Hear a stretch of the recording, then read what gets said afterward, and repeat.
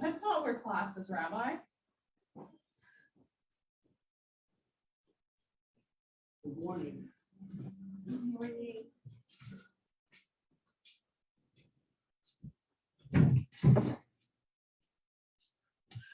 Okay, we're making a dash for the finish line.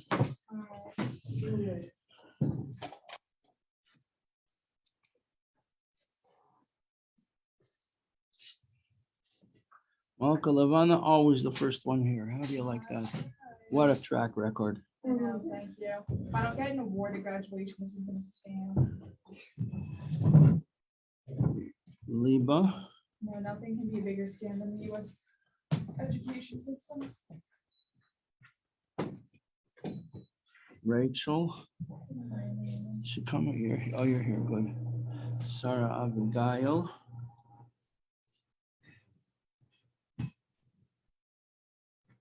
Did you just turn on the air? Good.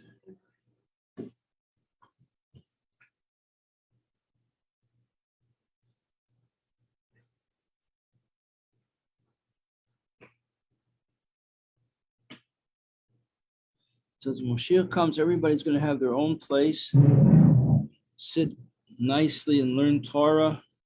On each person under his fig tree, each person.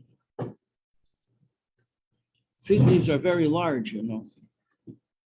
They give a lot of shade. That's why Adam and Chava, I saw a fig tree. My daughter lives in a place where there are a lot of fig trees. Everybody has a fig tree in their front yard.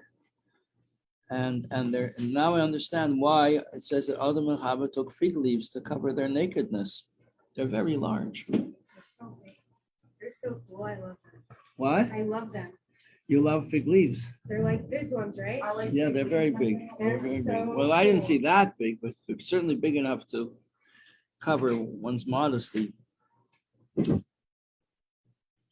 if we went from just leaves, like And now we're like even more covered.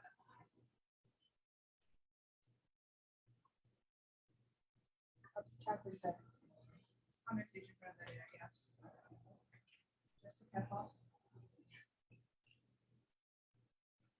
Ilana, where did your name go? Fell off the list. Ilana. Ilana from Brazil. Brazil is not famous for its figs. It's famous for something else. Mono, I can't take this close away from you. You should be the one to say it. As long as it made you laugh, that's the main thing. All right. The main thing. Let's see each person. If you can Any make, other sentences can you make here? 10 people laugh or Oh, yeah. 100%. or smile I do today? it consistently. Well, we'll see. Okay, we're doing chapter 17. Wait, can I tell you about my A motion good for chapter. Jewish Day?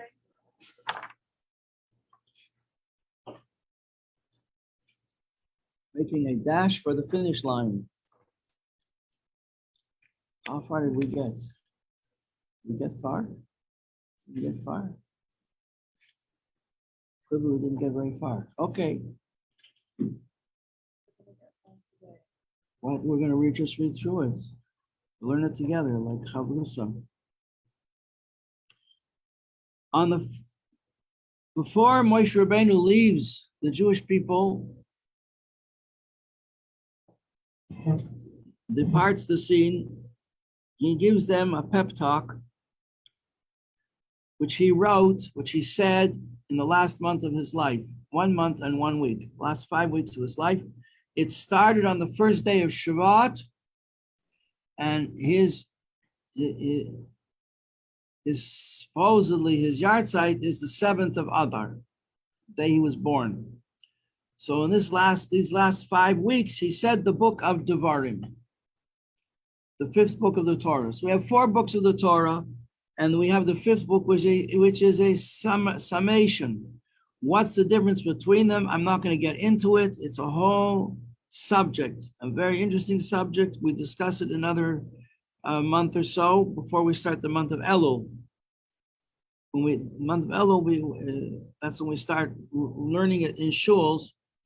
The difference is that if we only had the first 4 books of the Torah, which were dictated to Moshe, then Judaism would be just a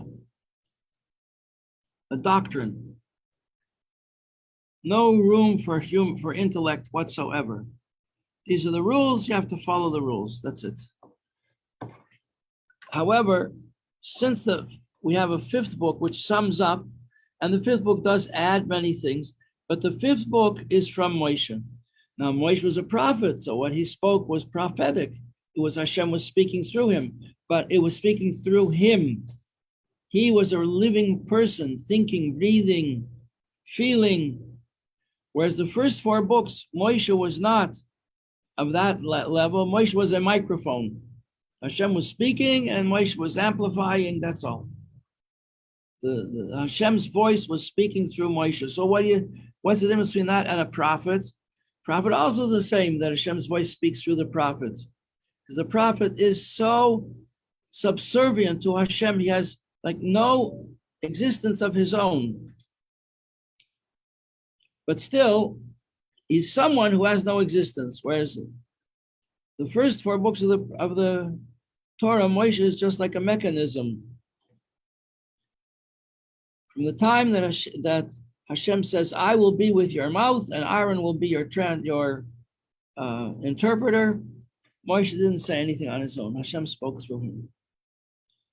You have to just mark down here someone online, Mushka Kazachkov. I hope I said that right. Yeah, good morning. Good morning. Thank you for being with us.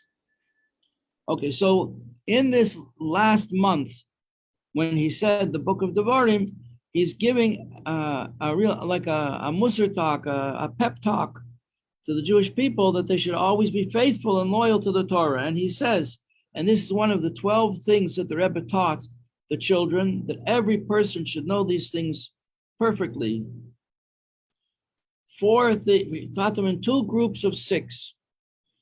We start off, he taught 2 ideas from the Torah, 2 teachings of the sages from the Talmud, and 2 crucial teachings from the Tanya. Now, the teachings from the Tanya could also be quotations from the Torah, but the Rebbe taught them as Tanya. He didn't teach them as Torah. So we have 2 Torah teachings, 2 teachings from the sages, and 2 teachings from the Tanya. And one of them is actually the front page of the Tanya. That is to say, the whole Tanya is based on this one teaching. And since the Tanya, now work this one out. Since the Torah is the body of godliness that we have been given, when we're being given, it's going to be given to us anew. And then over this Shabbos and the 2 days of Shavuos, and like everything in the world, it has a body and a soul. So the body of the Torah, as we have said many, many, many times during this course, the body of the Torah is the stories, the traditions, the laws, the festivals, the wisdom, the examples given to us by the behavior of the sages and their wives, fathers and mothers of the Jewish people, which we imitate and follow in their paths, in their holy paths. That is the body of the Torah.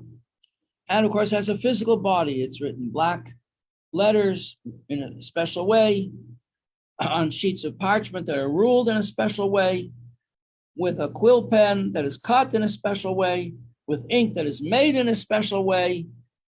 And there's so and so many letters, and not one more and not one less, and so many lines. Everything exact about the physical body and the physical body of meaning that makes up the Torah. But then there's the soul of the Torah, right? Everything has a body and a soul. That's the body. The body is the laws and the wisdom and the stories and the festivals and the traditions. And then there's the soul of the Torah, which we did last week. We went through this again. The three things that are interconnected: the Jewish people and the Torah and Hashem, hidden and revealed. The revealed level of the Jews connects with the revealed level of the Torah, connects with the revealed level of God. But the hidden level of the Jews, this ineffable soul that makes us an eternal nation, connects with the hidden level of the Torah, which is the soul that's within it, the life, the pure life, the undiffused life that's in it. And that connects with the infinite life of Hashem, that's the source of all life. You see? So Tanya is the soul of the Torah. Tanya is the soul of the Torah, originally taught, learned by mystics from the time of Abraham, or even from before, by unique people in each generation. And from the time of the giving of the Torah, passed on by the most adept and holy people of the nation to the most adept and holy of their students. Not many, just a handful in each generation who passed on this hidden wisdom, which is the inner life within the Torah. And it's very important because it connects with the inner life within every person. And we did fine with that until about 500 years ago, when it became together with the beginning of the Industrial Revolution and everything speeding up until we get to the speed of things today.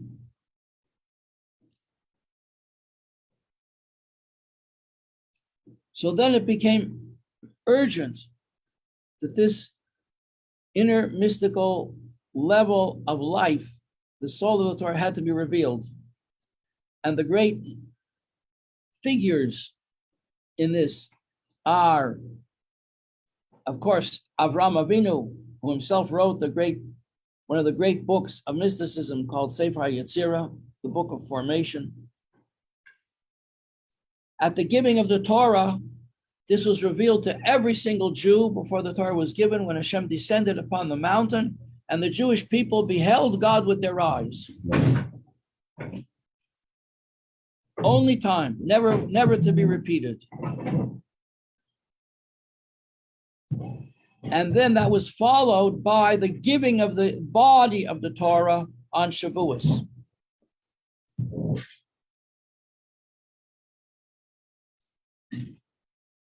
And what was revealed at that time, at the giving of the Torah, the mystical level, was conveyed in bits and pieces by the prophets. So a lot of mystical writings are based on what the prophets have taught us and what they said.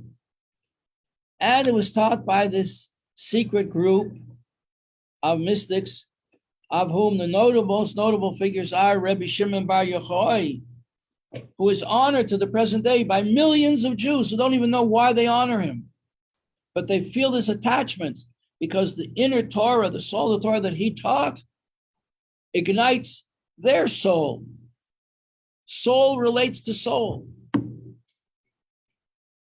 And then 1,500 years after Rabbi Shimon Bar Yochai comes Rabbi Yitzchak Luria in Sfas, not only continuing and inheriting the tradition from his teacher and his teachers, Rabbi Moshe Cordovero, they're called the Ramak, and so on, but he makes the historic declaration 500 years ago in Sfas.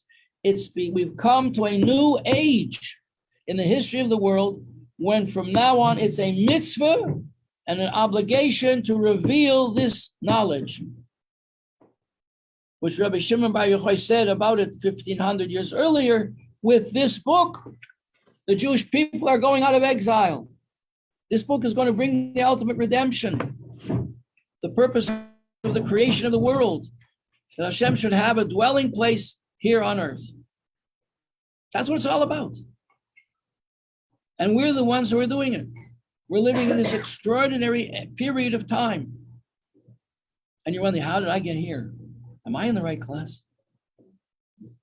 Yes, you are in the right class. You didn't get here by accident, Ilana from Brazil. She got on the right plane. She got on the right plane, the right shliach. She met the right shliach, and he told her, this is where you got to go. My friend. Because you're part of the team. And every person on this team is personally selected. Every one of us, like it or not. That's what we used to say when we were kids. Like it or not, you must be caught. Right? Tag. You play tag? So, and then after the Arizal, that was 500 years ago, then you have a whole series of Baalei Shem, hidden tzaddikim, a society, a growing, small but growing society of hidden mystics. Want to read about them? Look in the Memoirs of the Lubavitcher Rebbe in 2 volumes down below. You've got it here. He tells many stories about the different Baalei Shem, mystical leaders of the Jewish people, devoted themselves to helping their fellow Jews. Going around pretending to be just ordinary guys, but really doing all kinds of wonders and salvations for their fellows. Until we get to the Baal Shem Tov, who takes it to the next level and organizes a whole movement called Hasidism, which reaches out to the Jewish people who at that point had come to an all-time low.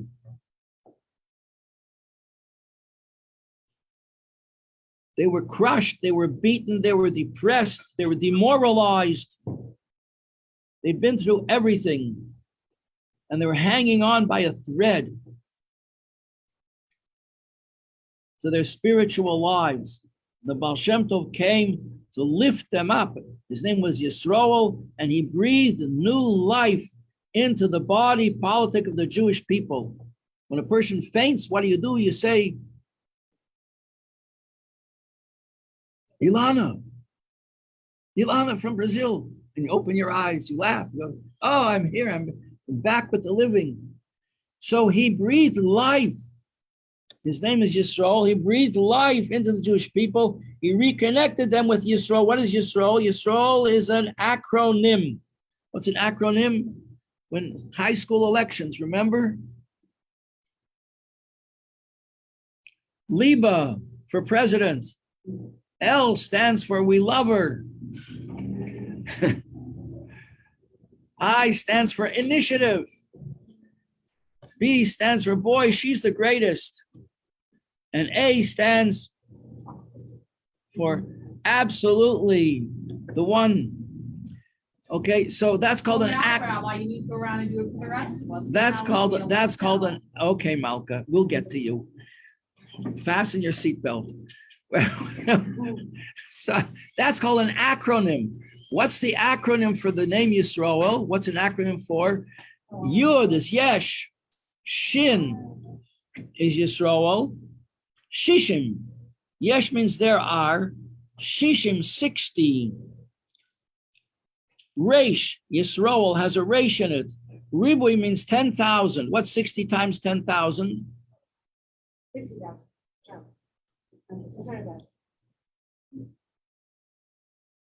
Aleph, there's the Aleph, the A for Liba. Aleph is an oat, a letter, plural otiot. Yes, shishim ribui otiot. Lamed, tell you one guess. What's the Lamed stand for? There are 600,000 letters to the Torah. Good. Let Torah. So that's the name Yisroel. So Yisroel breathed life into the body politic of the Jewish people called Yisroel by reconnecting them with Yisroel, which is the 600,000 letters of the Torah. Because every soul has a letter, a source letter in the Torah itself of the 600,000 general souls of the Jewish people.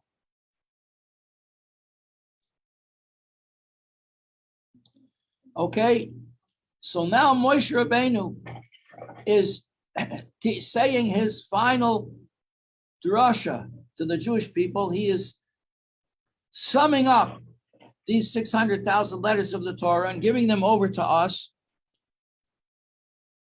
The difference being that it's going through him. It's going through his human faculties of wisdom, understanding, and knowledge, and love, and fear, and beauty, harmony, and all the 10 spheres, so that we can connect with the Torah with all of our 10 spheres, so that it's not dogma. That was the word I was looking for before, because without the 5th book of the Torah, Torah would be dogma. We could not, there's no room for us to even think about it. Just do it, no questions asked. Yes, sir, no, sir, 3 bags full, sir. But since it went through Moshe, now the door is open for us to connect to the Torah as in our own right, as human beings, as intelligent, feeling people. And the Rebbe encourages us and has asked us many, many times to discover new ideas on our own, check them out with your teachers to make sure you're not getting off the beaten track, and publish them and inspire others. Because everybody has a letter in the Torah. That means we all have a portion of the Torah that we can reveal that nobody else could reveal. What's wrong? Did a bird fly into the class? What? Oh, it's probably the What? animal in the ceiling running around again. I can't hear you. What? There's something going in the way. All right, as long as it doesn't sputter out. Okay, let's get back on track. So Moshe says, and this now becomes, this now becomes the point of the whole Torah. A good writer tells you the theme of his essay is at the beginning, and then he amplifies it. If he's a really good writer, he puts it in the first sentence, sums it up in one sentence. So the very first sentence of the Torah is from this big drasha, the final drasha of Moshe Rabbeinu. For the thing is very near to you, it's in your heart and in your mouth to do it. The whole Tanya comes to teach us that. Now, what is the Tanya? Tanya is the soul of the Torah. That is the soul of the Torah. Yes. Good stuff. Now we've got a lot to learn. What does it all stand for? What does it all mean? What does it contain? That one verse. That's one of the six first verses that the Rebbe taught the children to know by heart. Because it's so obvious, it's so clear. That's why we have to know it. But it's so deep. Because if it's really deep, it's not complicated. It's clear.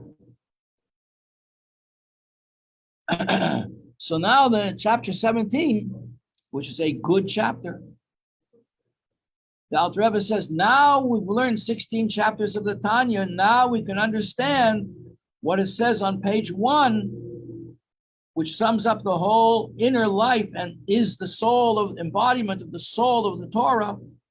For the thing is very near to you in your mouth and your heart to do it. This is what Hashem has in mind when he gives the Jewish people the Torah. But he has to do a few things first. Before he can give the Jewish people the Torah, he has to write down the Torah. So we have the Torah in heaven, which is black fire on white fire. Not black ink on parchment, black fire on white fire. And we have to have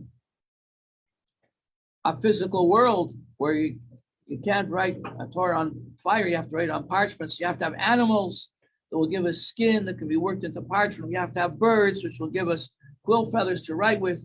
We have to have berries and wood that can be burned to make into ink. We have to have a whole ecology of vegetables, of growing things and living things. And you need water and you need air and you need a whole world.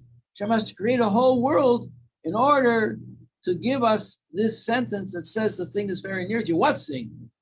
Where to me, new to me, where? Hashem has to create a whole world. And he has to create neshamas in order to give this Torah to neshamas, in order that they should become the active agents to make this world into a temple for God. Whoa. How can we possibly do that? Don't get discouraged, Kinderlach, says Hashem, says Moshe Rabbeinu, before he says goodbye, before he checks out, he says, the thing is very near to you. It's not hard. If it was up in heaven, we'd have to take ladders and go up in heaven and bring it back. If it was overseas, we'd have to get ships and go overseas and get it and bring it back. In fact, I remember reading a book, if you're curious, and I'm not encouraging you to do this, but it's part of my misspent youth, that there's a book was translated by one of the members of the Bloomsbury group in England called Monkey, a myth of the Far East, about a monkey that went to the Far East and brought back from overseas a hidden knowledge. Where does that come from? Is that an aberration of the Medrash? What Moshe says, if it was overseas, we'd have to send ships to bring it back. But it's not. It's very near to you. It's here. Where is it? It's in your mouth. Just say the words. It's in your heart. Don't just say them. Think about them. Meditate on them so they come into your heart. It's fear of God. Awesome. It's awesome. Awesome. We're learning these days in the Rambam, one a day parak, about the laws of purity and impurity. It comes out, we talk about building the base of Mikdash and going to the base of Mikdash. To go to the base of Mikdash to bring a korban, to bring an offering, the offering has to be pure. You have to know what purity is. Now you're a little familiar with this idea because I'm sure you had classes to talk about it, the difference between purity and schmutz. Schmutz is dirt, purity is mystical. And we use the mikveh to purify ourselves. If a thing becomes impure, it's going to have to go to the mikveh. And we want to have families in a pure way. That's called family purity. To go into the base of Mikdash, the animal that you bring as a korban, or the flour that you're going to bring, if you can't afford an animal. If you're rich, you bring a bull. If you're not so rich, you can bring a sheep or a goat. If you're not so rich, you can bring pancakes, matzah, birds. You can bring birds. If you don't have money for birds, you could bring matzah. Hashem accommodates your budget, but it has to be pure. It can't have touched anything that was impure. And you have to be pure. Because if you're not pure and you go into the base of Mikdash, it's, we got a problem. Like our dear friend Rabbi Gordon says, Houston, we got a problem. We got a problem. It's awesome. We think about, the base of Mikdash, you're going to go into the base of Mikdash. You can't just do that. You're playing with fire. Your life is at stake. Person does that, does not live out his years. It's a bit scary. But you can learn. It's in your mouth. You can learn it. It's in your heart. In your heart, you'll have great respect for it, and you can do it. You can do it. You can do it. You don't need someone else to do it for you. You can do it. This is what the Tanya is all about. This is what the Torah is all about. This is what our connection to Hashem is all about. And now we're ready to understand it. Asks the Alter Rebbe from the Talmud, it's very near to you. Wait a minute. After the rabbi just described all this, are you sure it's very near to you? It doesn't sound so near to me. How could I possibly handle all of these requirements? They're kind of scary. So that's the question of the Talmud. And the Talmud says, if you're Moshe Rabbeinu, it's very near to you. But I'm not Moshe Rabbeinu. So the Torah counters, page 244, Maimonides counters this hesitation. You say, but I'm not Moshe Rabbeinu. Says Maimonides, but the Torah is eternal. The Torah wasn't given just for one person. It wasn't given by Hashem just for the most holy and the most righteous. It was given for every single one. Jew and non-Jew, yes. Non-Jews don't have a lot of the mitzvahs that we do, but they have a lot of them that we do. And their mitzvahs come under 7 general categories, which contain about 60 or 65 mitzvahs that we also are explicitly required to follow. And most of the 613 mitzvahs have to do with the base of Mikdash, which we don't have anyway. So yes, the Torah does legislate for Jews and non-Jews, and Jews are, these guys were demonstrating in front of 770 on Friday, screaming about Christianity. I went over to one of the screamers, I said, you're telling people what to believe in. Do you know what are the 7 mitzvahs of the children of Noah? He says, who's Noah? I said, you better find out before you tell other people what they should believe in. Do you know the 10 commandments? No. But you got to believe, then you'll be saved.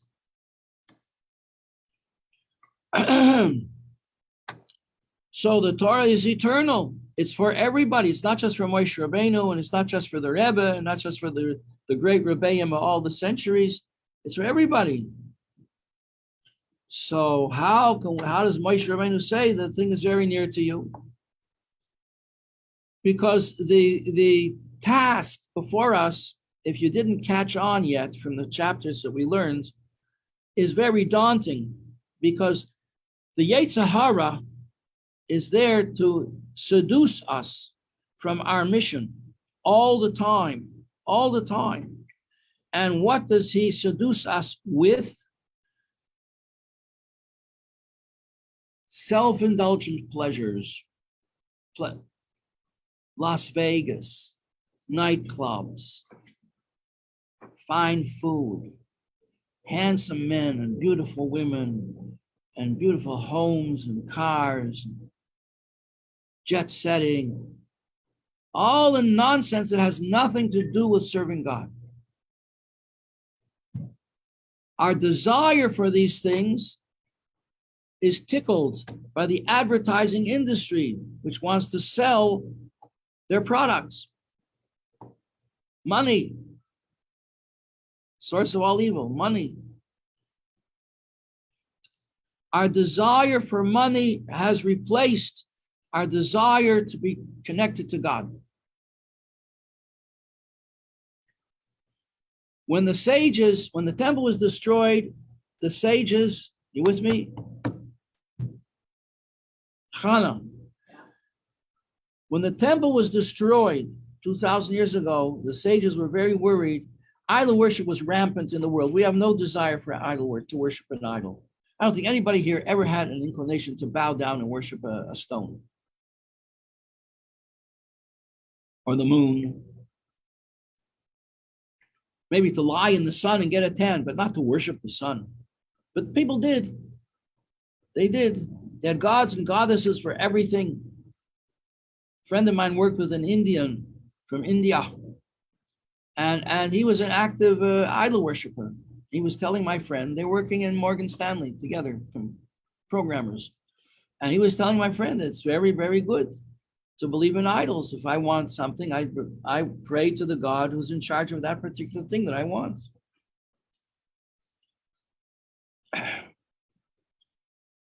We don't do that, but it was rampant. It was it was wild in the world. Everybody was doing it. Everybody was doing it. In Egypt, even the Jews were doing it. The father of Abraham was an idol maker. He had a factory. He manufactured idols. It was very popular. This was the culture of the time. We have different idols now. American Idol. Hey, laugh, but we use the term, don't we? We don't think about what it means. The point is that the sages were afraid, without the temple there, without Sunday dollars, without the temple there, what's going to keep people believing in God? We got to get rid of the idols. So the sages got together and they made a decree that idol worship is not allowed in the world anymore. That's why they don't want it. Nobody's interested in it anymore. The Indians worship the idols. We don't believe in their idols. American Indians, we don't go for it. Sometimes you ever read those books about I don't know, not quite there. Okay. A researcher did a lot of research from the Indians and learned from them about their idol worship and their mystical powers and mescaline and stuff like that. Before the drug age began.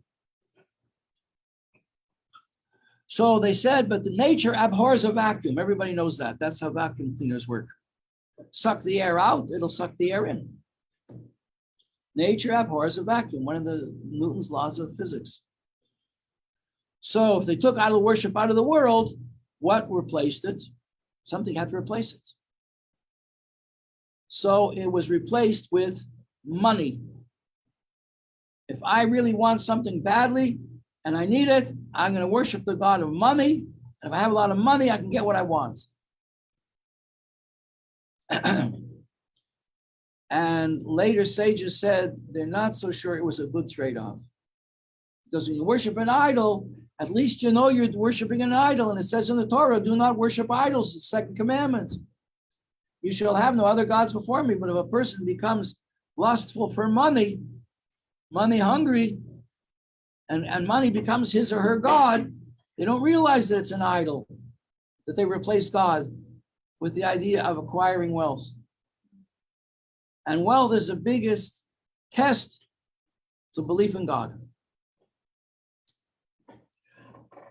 So this becomes our challenge. The Yetzer Hara challenges us to take us away from belief in God and to supplant it with the desire for physical pleasures, power, honor, and self-indulgence. Okay? So this is very daunting. So therefore, that's what the Talmud really means, is fear of Hashem. All Hashem wants from you is you should fear him. So the Talmud asks, is that a little thing? Answers the Talmud, for Moshe, it's a little thing. For us, it's not a little thing. And if fear of God is not a little thing, then love of God for sure is not a little thing. It's an even bigger thing. To feel love of God in your heart, we all felt it. We have felt love of God. You know when we felt love of God?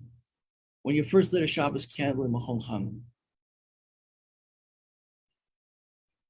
And you felt so grateful that you'd come here. And then you became insensitive, more or less. It became natural, became normal, it became routine. So we have to learn Tanya And we have to learn about the soul in the Torah to keep our own soul awake. We should continue feeling for the mitzvahs, love and fear when we do them. Does that make sense to you, girls? You with me? Have a great day. Do you have any more snippets to share with us? What? Seems like it's been like Simcha after Simcha in your family. Amen. Like any other good ones to share? Because just last week, did you say your son got engaged? You had a new grandson? Yes, I have a great simcha. It's going to happen Like- today. Oh, wait, what? My daughter is coming home after more than 2 years away. Wow. See, it's like Simcha Central up in your house. What? It's Simcha Central. Yeah, up in your yeah. house. We're cleaning the house and making over her bedroom. She come Where is she only here from? for a week. She's living in Israel. Oh, wow. You should bring her to class. Anyway, that will be wonderful. Get back with her. But in the meantime, I have a sink that's broken upstairs. I never used it. I covered it over that nobody should use it.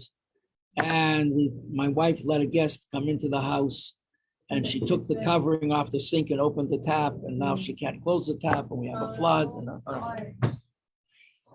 What does she think? I covered it over for that no one should use it. I had a reason. Now it's gonna cost me who knows what. Thank you, Rabbi. Okay, have a great day, Mushka. Thank you. Thank you, everybody. We'll see you tomorrow, 8:30. We're zooming through page 17, chapter 17. We did about 5 lines. Are we gonna make it? Yeah. We got it. Tomorrow, we'll finish chapter 17. Pretty straightforward. We learned it all before. It's all reviewed. I didn't say anything today that you didn't hear before. Thank you.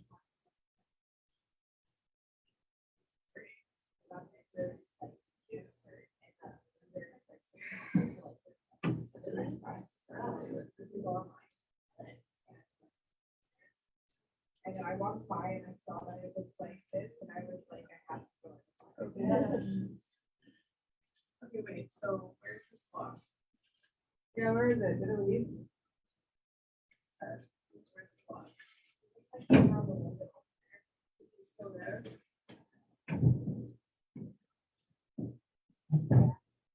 Oh, no. Just leave him over there. No, Go away, Wasp. he wants to leave. Thanks. You should drop it.